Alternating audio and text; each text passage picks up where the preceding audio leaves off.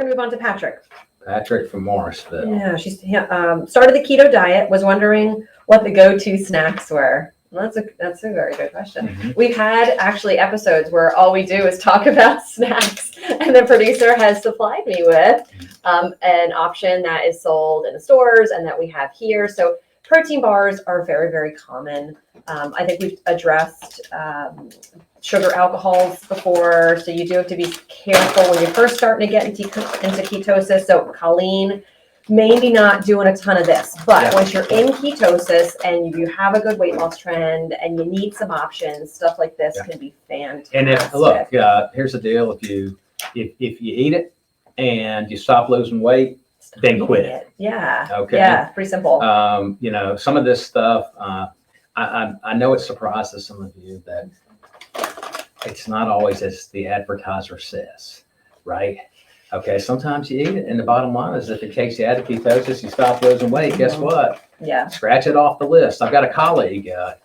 He kind of does what I think is a really cool thing. He has patients buy. He writes them a prescription for the Freestyle Libre, which is a continuous glucose monitoring system intended for diabetics. You have to pay for it out of pocket when you're not a diabetic, right? So, which is a little bit expensive, but the bottom line is this thing, it's a little plate that sticks on your arm and it's there 24 hours a day, and you can just stick your phone over it and it tells you exactly what your blood sugar is. And so what he does is he has them make a spreadsheet. Every day, everything they eat, they're scanning it. And they make their own list of what drives their blood sugar and therefore insulin up. And 40 points is the rule. At 90 minutes, you cannot be at 40 points, right? It's really smart. Okay, right. So the bottom line is if you eat this and your blood sugar goes up by 70 points, guess what? It's off the list of what you can have, right? So you develop a personalized list. And I think it's a good example of, hey, these snacks are fine if you can continue to lose weight and they don't drive up your blood sugar and your insulin level, but they're not fine if, in your case, it doesn't work. And so don't forget about that. I'm a cheese guy, and I'll fight anybody right down to the ground over it. You try to tell me cheese is bad. Cheese isn't bad. Okay, cheese is a little bit of protein and animal fat with a carb count of 0, and it's delicious. And it fills you up, right? And so I'm a big fan of stuff like cheese, and I don't put the crackers on it. I mean, I might buy some of the wisps, which is just great baked Parmesan cheese pieces, no carbs, and that's cheese on cheese, really. But if you want the crunchy sensation, that's what you got, right? But I'm used to just buying good cheese, cutting it up, keeping it up, or snacking on cheese, cheese and olive stuff, natural stuff that has 0 carbs in it. Yeah. So if you're interested in any of these products, we're fully stocked in both of our offices. So if you're coming in for shots, you can definitely check it out and try something. I will just touch on more of the whole unprocessed snacks, like we're talking about like olives, pickles, right, veggies with a full fat dip, so guac or pimento cheese or full fat ranch dressing. Those are easy go-tos.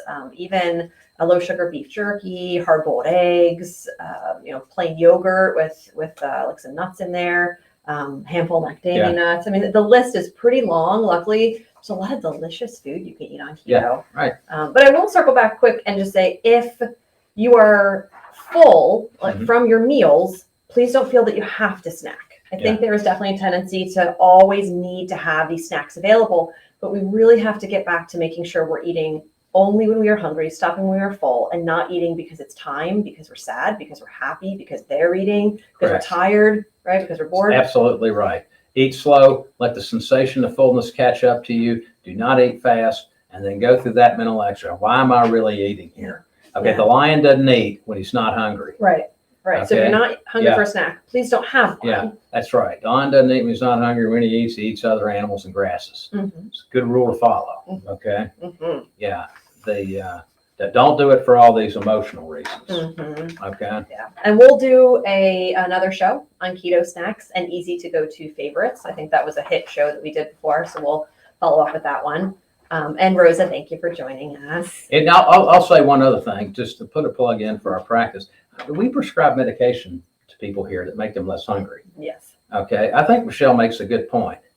Hell, I mean, Americans just eat way too dang much. I mean, way too much. A lot of reasons. I mean, compared to like all of human history, I mean, they must think if they can see us from wherever they're at after the grave, they must think, wow, what a bunch of selfish people who are just hoarding food, you know? I mean, we eat way too much, so it doesn't hurt. And we know, like from the medical literature, that people who eat less and they do intermittent fasting, that this is actually really healthy for you. I think our bodies, in a lot of ways, are telling us, hey, man, you're overdoing it, right? Yeah. And so don't let any of these preconceived notions, like I've got to eat 3 times a day plus snacks in between, don't let any of these things throw you, okay? All right? Historically, those were never the norm. Yeah. Yep. All right.